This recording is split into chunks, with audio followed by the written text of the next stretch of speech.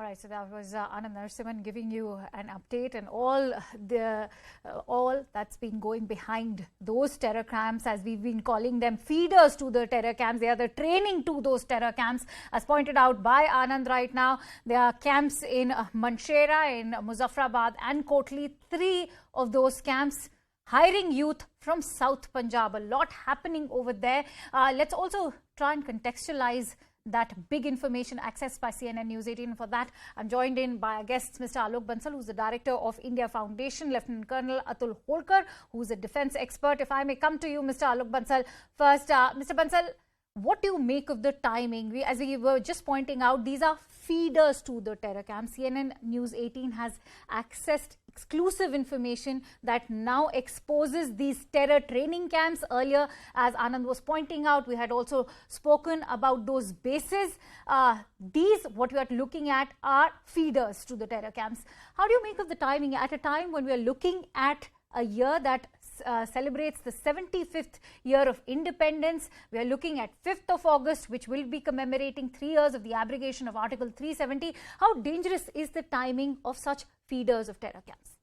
See, the timing is extremely significant because it marks the 3 years of abrogation of Article 370, most of the provisions of Article 370, reconstitution of the state. Then we have the 75th anniversary of our independence on 15th August. And as brought out rightly by Anand, the government is looking at normalization of things in Jammu and Kashmir. There's likely to be elections end of this year or early next year, which will be followed by, once the assembly actually recommends that the restitution of statehood should be there, I think at some stage, restoration of statehood to Jammu and Kashmir is likely to be there. And obviously, the people across the borders are not very comfortable with this sort of situation, and they would want the situation to be the peace and the development that's going on to be toppled up. And I think that's where you are seeing a large number of these camps are being run. And these camps are being run close to the line of control. Muzaffarabad, Manshera is, of course, in Punjab. So it is beyond that. But they have those launch pads which are closer to the LOC. And the aim is that before the winters set in, they would want to push these infiltrators. So if the subsequent developments take place in winters, there is a turbulence. But more importantly, the month of August is going to be extremely important because you have both 5th August and 15th August, which are very important. We need to remember that last 15th August, Taliban moved into Kabul. So this 15th August, again, which is going to be the 75th anniversary of India's independence, could cause a problem. And there is a possibility that they are probably trying to create disturbances in the peaceful region of Jammu and Kashmir. Absolutely. Lieutenant Colonel Holkar, if I could bring you in on this, what do you make of the timing? Also, how do you view the changing face of militancy in the valley, whether it is the role of drones or OGWs? We are looking that there's at a time when, you know, the active participation of these drones and the OGWs is also increasing by the day. How do you analyze the overall changing face of militancy in Kashmir? Jai Hind, Akansha. Let me, start with little bit more of Pakistan before we come to exactly what exactly is happening on these launching pads and closer to our LAC. Firstly, Pakistan currently is a nation in turmoil. It's imploding. Right? It's probably a beginning of the end. Not that we would like that to happen, but the fact of the matter is, look at Pakistan currently. It's in total political turmoil. Imran Khan is breathing down the current, government. The army appears to be absolutely clueless because it used to be the master of the politicians.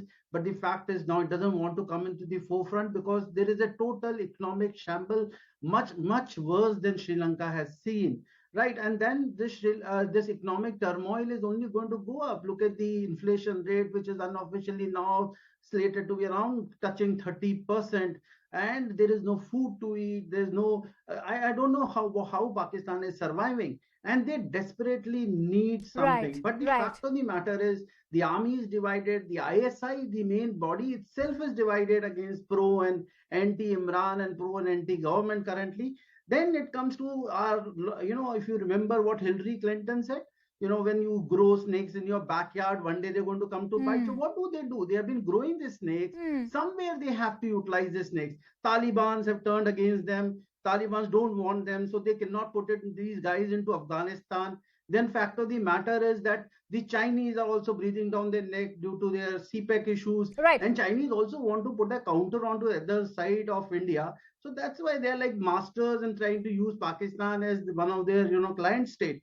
And if you really look into this, it's not very grave, I would say. Indian Army has enough of capacity and capability to handle these things. We have been monitoring both Chinese and Pakistanis very, very closely. And even if there are terror camps, I don't think we should, initiate anything at this stage. We are well aware as to what is happening. In fact, I must also tell you, Bilawal Bhutto is desperate to meet the foreign minister. They want to start the trade. If they know it, if they don't start the trade, then how will they survive for this? Where is the food going to come from? So these things, I mean, they would be maneuvering, trying to pacify the militants out there, try to keep them alive, but they will not like to initiate anything. Islamic world more or less started ignoring them. One odd statement of OIC doesn't matter anymore. But don't you think, Lieutenant Colonel Holkar, there's a lot, depending on chance over here. Can India afford to take that chance?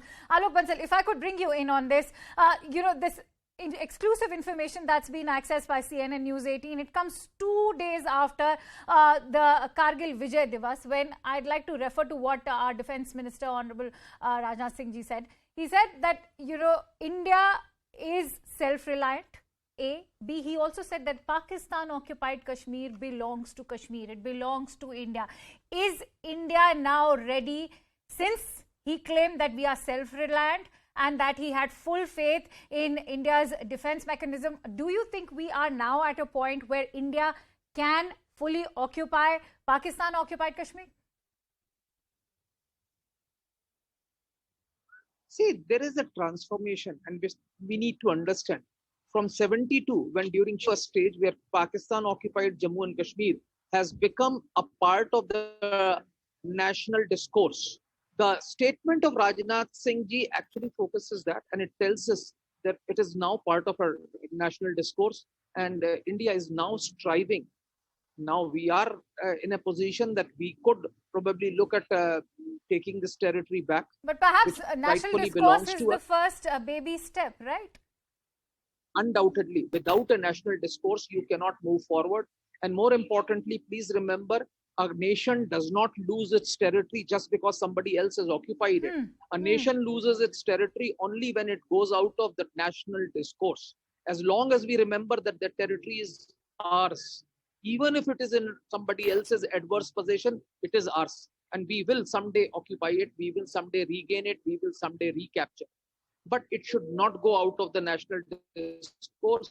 And that's why it's essential that statements like the ones which were given by the defense minister must be given from time to time. And these are essential to build up the national discourse.